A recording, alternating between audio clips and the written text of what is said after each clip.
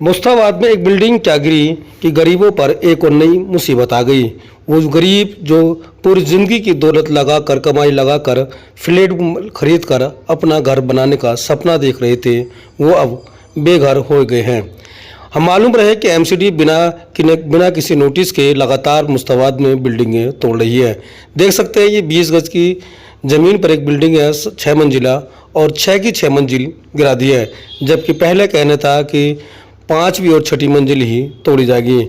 ऐसे में इस तरह बिल्डिंगों को तोड़ना गरीबों को बेघर करना है।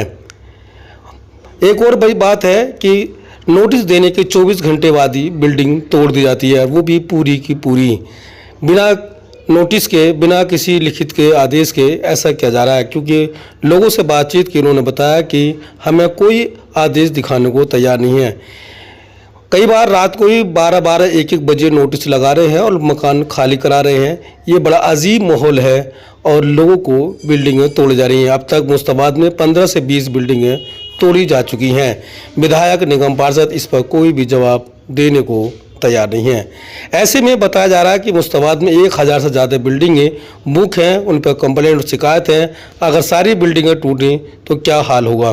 अजीब बात है कि इन बिल्डिंगों में बीएसएस ने कनेक्शन दिए होंगे। अजीब बात ये भी है कि एमसीडी की देखरेख क्यों बनाए गए। अभी तक बीएसएस के किसी अधिकारी पर कोई कार्रवाई नहीं की गई, किसी पुलिस अधिकारी पर कोई कार्रवाई नहीं की गई। एमसीडी में भी एक मुस्लिम जेई को ही सस्पेंड किया गया।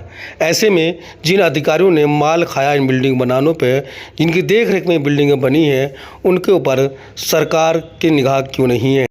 इन बिल्डिंग को टूटने के बाद अब मुस्ताबाद से कई लोग कोर्ट चले गए हैं और कई लोग कोर्ट में जाने की तैयारी कर रहे हैं, क्योंकि एमसीडी लगातार नोटिस दे रही है और बिल्डिंगें तोड़ रही है। पूरे इलाके में दहशत का माहौल है।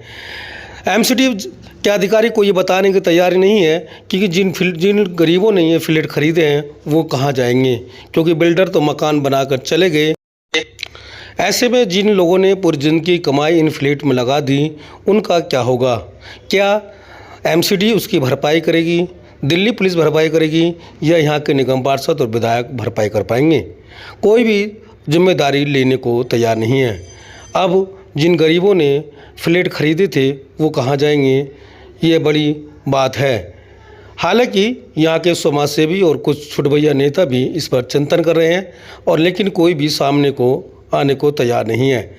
ऐसे में बेखौफ तरीके से, निडर तरीके से लगातार मुस्ताबाद में बिल्डिंगें टूट रही हैं। ये बड़े ही अफसोस की बात है। आला अधिकारी को इस पर संज्ञान लेना चाहिए।